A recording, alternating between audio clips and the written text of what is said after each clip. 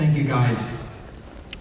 That was a great introduction, and I want to start by saying I think each and every one of us are here because we care about people. We care about our children. We care about our communities.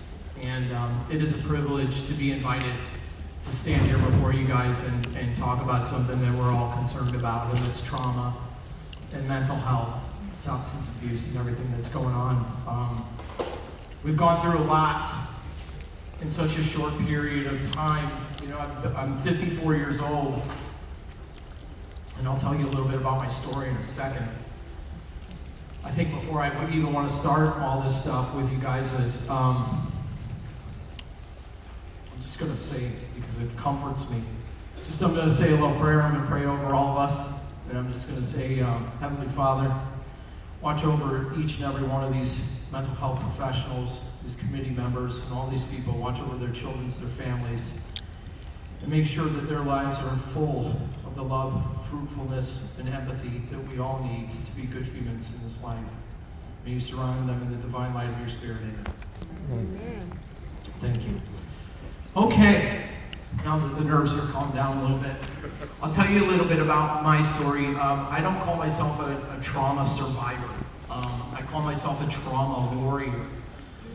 I was born in 1970 to, parents that struggled, probably didn't know how to raise kids. My dad was an active alcoholic at the time. He worked in the unions in Cleveland.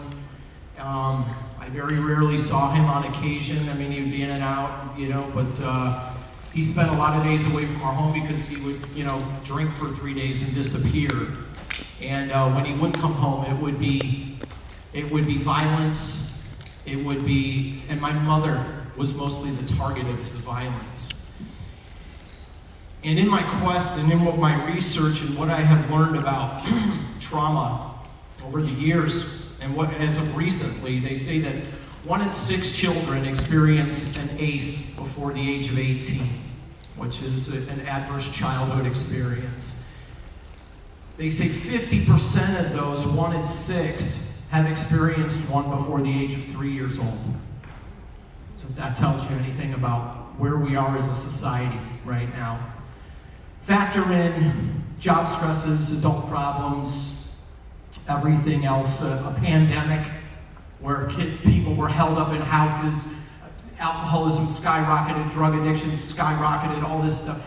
And hence, we are a society right now that are struggling with traumas. You're seeing it in the children. And when the beginning of this, and I'll get into this shortly, I'll save it. I'll work you there. So in 2 years, my first traumatic experiences that I can remember to date, and I remember it vividly, was my father. It was late at night.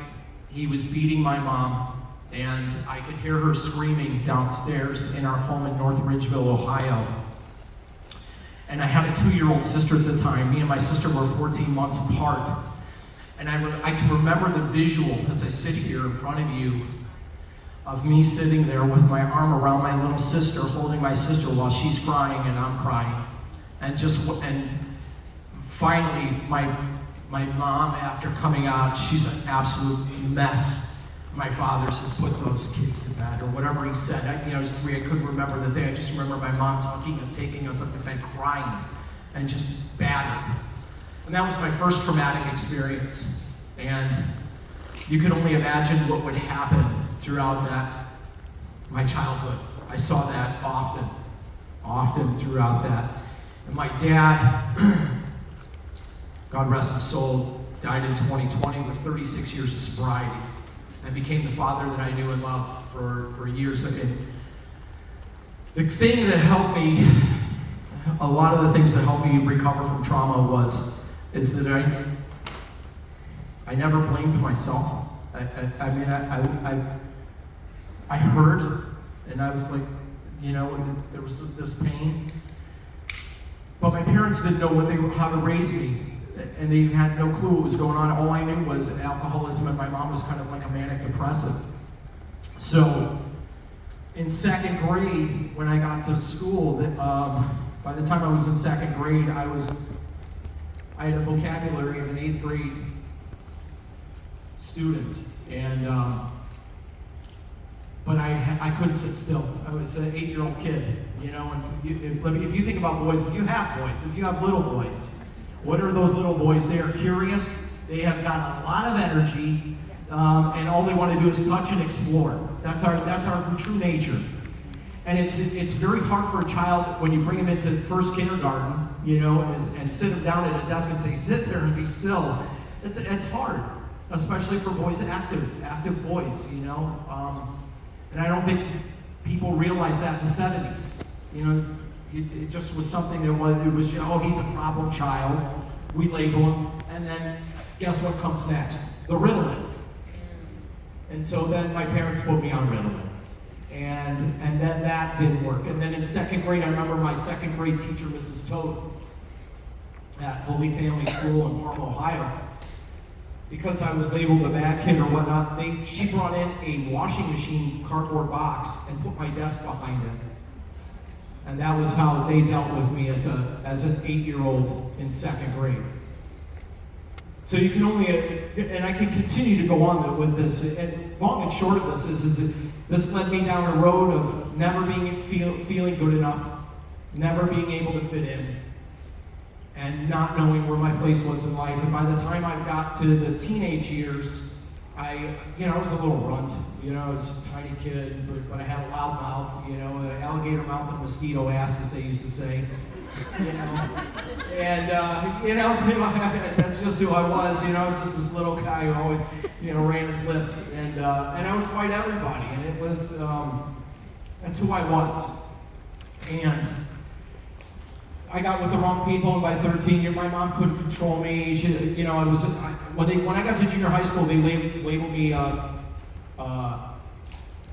the special education kids. So I was in classes with people that were special ed, and I knew I was a special ed. I just didn't have an intention to focus on school, and so I felt that I was made fun of because I was in special ed. You know, even though I was an athlete, I wrestled, I did all that, but yeah, you're the retard is the word that they used back then. And so I got with other kids. I got into trouble. I broke into houses and was running with the wrong people, and eventually the state or the Cuyahoga County in Ohio declared me a menace to society and an incorrigible child by Judge Referee Mazza at the time. And they sent me to Father Gibault School for Boys in Terre Haute, Indiana. And at that time, this is 1984, again, these guys are the guys that were running these facilities, and it was a regular plainclothes dormitory. They had programs, they had education on campus. It was a campus type environment. There was dormitories. I was in Sheer South, and then I went to Conkler North, and you you move through different dormitories based on the time that you're there. And I was locked up there for a year and a half of my life, until I was 16. And in that time, I had a guy there. His name was Sam Suggs, and he mentored me. He took me under his wing. He's this guy. He was a football athlete. He had tried out for the New York Giants during that time, and he was a great linebacker. He's a black dude. He was cool as hell, man. And I talked to that guy, and I lost communication with him at around age 21, 22. He had moved out of Indianapolis, and I lost him. And he was a man that I have the most tremendous gratitude for, because at 14, he was like, look, if he helped me mold my brain to where it was either I was going down this way to go into prison, or I was going to make a turn. And he would tell me about how talented I was, and he built me up. I needed that. I needed someone to nurture my spirit, and that's where I'm going with all this. But in that time that I was at Gibault School, I experienced sexual assault, where I was violated by another member of the kids that were there. When you got in trouble, I was tortured. I was put in a 4x6 bathroom, and they would dump down a bottle of Bo Peep ammonia and tell you to get on your hands and knees and scrub the floor. And if you've ever breathed in ammonia, imagine a child, a 14-year-old, but it doesn't understand. Didn't understand. But again, I'm not a victim, and I'm not a survivor. I'm a warrior. And these are all things that build me, because our traumas don't have to define us. They can refine us. That's the key, is and I've figured this, I've learned through this, because it led me to drug addiction and arrests, and then in my 20s, I was like, I gotta get out of here. How do I get out? How do I elevate? I need to elevate somewhere. And, I was chasing stuff. I was chasing things. I wanted people to like me. I wanted to become the radio personality, the actor, the football player, and all those things that I wanted to do. Well, because I wasn't comfortable with me. So I was chasing. And hence, the great medication of alcohol and drugs. I medicated throughout all this. And knowing what I know, we have right now generations living with unprocessed pain and trauma. And that's the big thing. And the one thing that I do want to talk about is that we need to move from this, is because we have tools around us now. And Maryland, you guys, I did some research. There's 2 states that right now are leading the way in trauma-informed treatments, and it's Washington State and Massachusetts. They are leading the way in this. But I see you, Maryland, because I've seen the family tree, and I've looked at all these sites, and I got to learn a lot about what you guys are doing in here. I used to live here. I used to live in, not here, but in Hagerstown, Maryland, where I was a morning radio personality on a radio station called WQCM, and it was the #1 morning show in that area for a couple of years before moving back to Florida. But what I want to talk about is moving from what's wrong with you to what happened to you. To, instead of moving from punishment to healing, and from labels to liberation. And that's some of the things we struggle with. A trauma-informed approach, I think of all this stuff, and I wrote all these notes down because I tried memorizing this thing, but it's like, man, it's so hard. So I brought Cliff Notes, and I'm not a stand-up comic who's got jokes, but I have information. And, obviously safety, prioritizing safety when it comes to trauma is a big thing. A secure place for a person, or an environment for individuals where they can get the respect and understanding that they need. Garnering trust and allowing them to, helping people to become part of the decision-making process in their life. Instead of telling them they need to go to treatment, how about we help them get there? We allow them to make the decisions.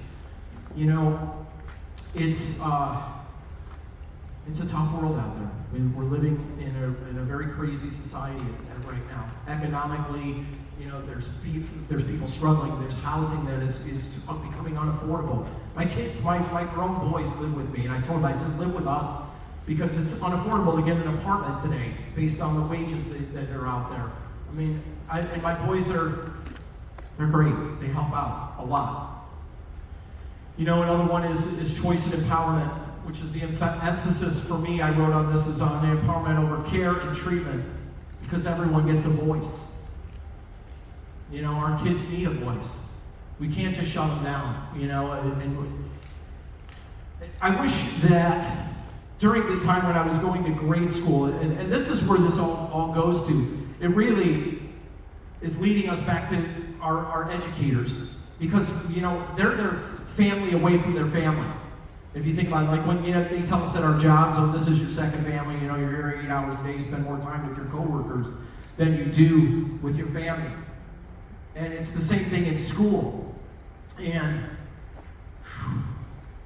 we want to manifest the resiliency in our schools for our kids. And one of the ways we start that is with educators and teachers, because it begins with you guys. And I know Maryland has got some great stuff for teachers and educators here, because I've done my homework on this area, and having lived here, it's an amazing place. But it's an absolute necessity for teachers and educators to recognize trauma, because if there's a child that's acting out in class or something like that, instead of labeling them, and again I go back to the labeling part of as the bad kid, which is what I was labeled, the kid that just didn't want to listen, Johnny Ants in his pants, whatever you want to call it. And sometimes you need to find out what's going on there, and we need to ask the tough questions sometimes. Hey, is everything